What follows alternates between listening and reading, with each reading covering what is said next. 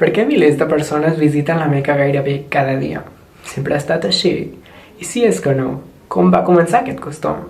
Hola, sóc en Rihan, estudiant de l'Institut Josep Bregolat, i aquestes només són algunes de les desenes de preguntes que em van sorgir després de tornar d'un viatge imprevist a aquesta ciutat.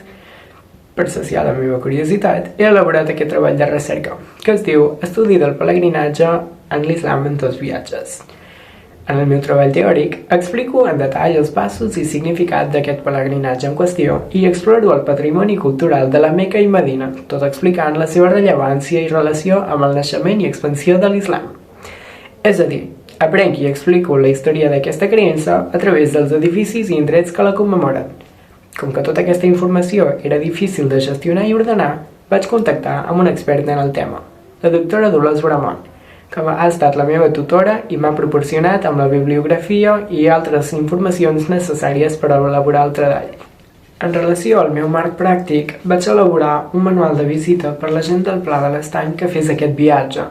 Vaig tenir l'oportunitat de tornar a visitar la Meca i Medina i posar en pràctica aquest tutorial, que vaig repartir després a les dues mesquites que hi ha a Banyoles.